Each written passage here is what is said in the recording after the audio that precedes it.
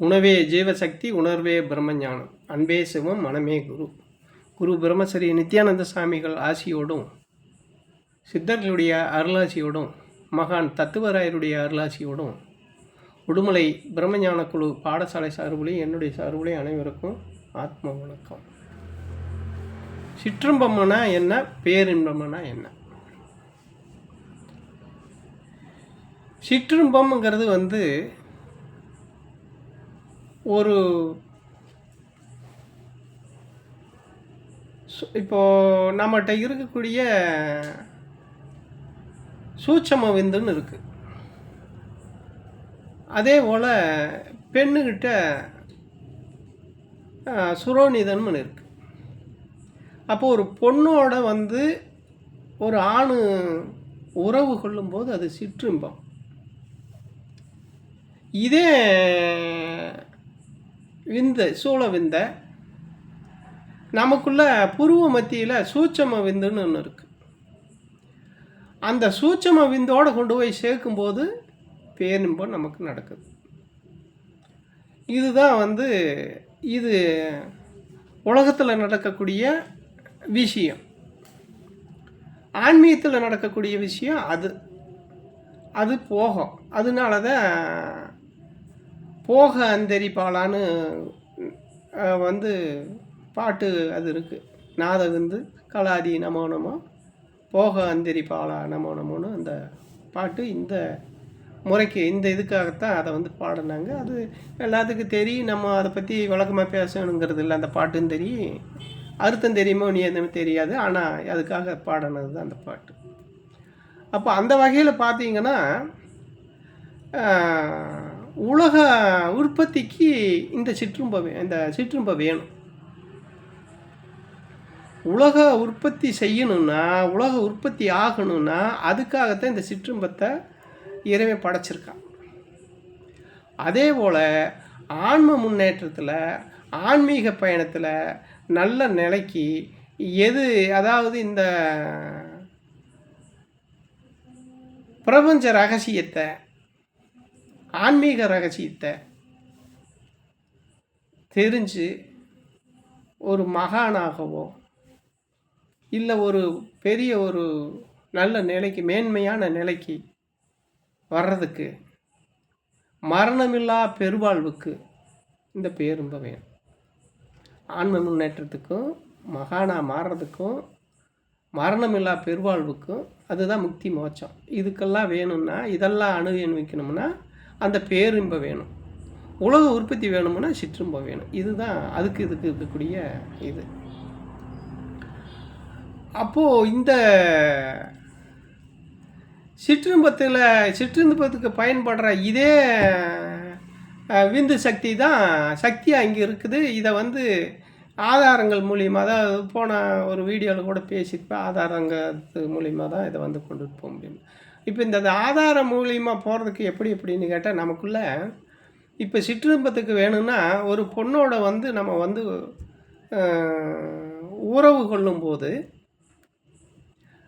நமக்குள்ள அந்த உடல் சூடு, அந்த சூட்டுனால தான் அந்த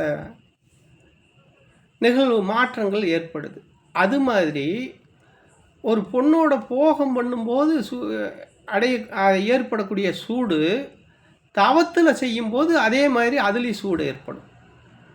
இது உலக வாழ்க்கையில் நடக்கக்கூடிய ஒரு விஷயம். அப்போது அந்த சூடு வேறு, இந்த சூடு வேறு. இந்த சூடு ஏற்பட்டுச்சுன்னா இந்த போகம் இங்கே இக வாழ்க்கையில் இருக்கக்கூடிய இந்த போகம் ஏற்பட்டால் விந்து வெளியேறும். ஆனால் அந்த போகத்தில், அதாவது ஆன்மீக இதில் நீங்கள் அதில் அதை நீங்கள் பயன்படுத்தும் போது அங்கே சூடேறி அது ஆவியாக மாறும்.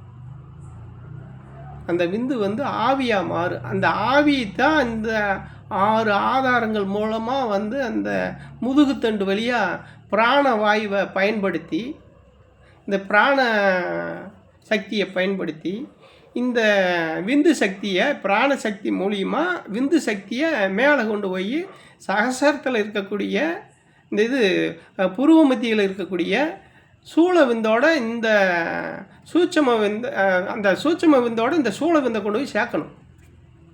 அது சேர்க்கறது யோகம். அப்போது அந்த பேரின்பம் நமக்கு கிடைக்கும். இது உடனே நடக்குமானா நடக்காத விஷயம்.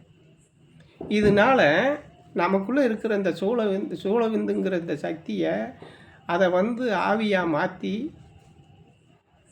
இந்த 6 ஆதாரங்கள் மூலமாக முதுகுத்தண்டு வழியாக மேலே கொண்டுட்டு போய் இந்த ஆதாரத்துகளையும் தாண்டும்போது ஒவ்வொரு விஷயங்களையும் நம்ம சந்தித்து அதில் வரக்கூடிய துன்பங்களையெல்லாம் சந்தித்து அதில் வரக்கூடிய ஒரு சில பிரச்சனைகளையெல்லாம் நம்ம எதிர்கொள்ளக்கூடிய மனோதைரியத்தோடு நம்ம பயணம் பண்ணும்போது நமக்கு பயணம் பண்ணி அதில் வெற்றி அடைஞ்சோம்னா வெற்றி அடையும் போது தான் அந்த பேரின்ப பெருவாழ்வு நமக்கு கிடைக்கும். மரணமில்லா பெருவாழ்வு கிடைக்கும். இந்த மரணமில்லா பெருவாழ்வு இந்த 6லேயே கிடைச்சிரும்னு சொல்ல முடியும். சொல்கிறதுக்குலாம் வாய்ப்பு கிடையாது. அதாவது பேரின்பம் கிடைக்கும், பேரின்பத்தோடு வாழலாம். அதுக்கு ஒரு குறிப்பிட்ட நாள் இருக்குது, அதோடு தான் முடியும். ஆனால் முக்தி கிடைக்காது. மரணமில்லா பெருவாழ்வு வேணும்னா இந்த சூட்சும விந்தோட இந்த சூழ விந்தை சேர்த்தி பேரின்பம் கிடச்சிதா, பேரின்பம் கிடச்சதுக்கு இது இந்த புருவமத்தியோடவே நின்று போயிடுது. புருவமத்திக்கு மேலே சகசரம் இருக்குது. சகசரத்திலிருந்து அப்புறம் அங்கே மறுபடி பாதை நமக்கு இந்த அண்டவெளி இருக்குது, பிரபஞ்சம் இருக்கு இல்லையா, அந்த பிரபஞ்சத்தை இந்த பூமி மாதிரி பல கோடிக்கணக்கான அண்டம் இருக்குது. அந்த அண்டத்தில் இப்போ எத்தனைன்னே சொல்ல முடியாது, அந்த கோடிக்கணக்கான இது இருக்குது. அதெல்லாம் போய் பார்க்கும்போது தான் இந்த பிறவி மரணமில்லா பெருவாழ்வு வரும். அப்போ தான் தெய்வ நிலை நமக்கு வரும். இதுலையில் தெய்வ நிலையில் வர்றது இது ஒரு உணர்வு நிலை தான். இது எல்லாமே இந்த 6 பாதை 6 சக்கரத்தையும் 6 நிலையும் நீங்கள் தாண்டி அங்கே போய் அந்த சிவ தரிசனம் பார்க்கும்போது என்னென்னு கேட்டிங்கன்னா உங்களுக்கு ஒரு உணர்வு நிலை தான் வருமே தவிர அது இது கிடையாது. அதோடு நிற்கிறது கிடையாது. அதுக்கு மேலே பயணம் இருக்குது நமக்கு. ஆனால் இப்போ இருக்கிறவங்க பொதுவாக இப்போ இருக்கிறவங்க அப்படிங்கிறதெல்லாம் பார்த்தீங்கன்னா சித்தருக்கு இதெல்லாம் அந்த 6 ஆதார இது நிலைகளோடு எல்லாம் நிறுத்தி வச்சுட்டு போயிட்டாங்க. ஆனால் இதை இன்னும் இருக்குது அப்படின்னு சொல்லி முதல்ல கண்டுபிடிச்சவர் தத்துவராயர். அந்த நிலை இப்படிலாம் 19 அதைத்தான் நான் தத்துவராயரை பற்றி பேசிக்கிட்டு இருக்கிறதுக்கு காரணம். அந்த சகசரத்தில் இருந்து 19 நிலை இருக்குது. அந்த 19 நிலையை அடையும் போது தான் மரணமில்லா பெருவாழ்வு உங்களுக்கு வரும். அந்த நிலையை அடைஞ்சவர் தான் வள்ளல் பெருமானார். இந்த உண்மை பெரும்பாலும் யாருமே இப்போ வரைக்கும் சொல்லலை. அப்போது இந்த விஷயத்தை நம்ம கையில் எடுத்துருக்கிறப்போ அதுக்கு பின்னாடி தான் நீங்கள் பயணம் பண்ணினீங்கன்னா 19 நிலையை அடையணும். அந்த வகையில் பார்த்தா இந்த விஷயத்தை சொன்ன தத்துவராயரை 13 நிலையில் தான் இருக்கார். அவரே 19 நிலையை அடைய முடியல. ஆனால் வள்ளலாருக்கு வழி காட்டியிருக்கிறார்.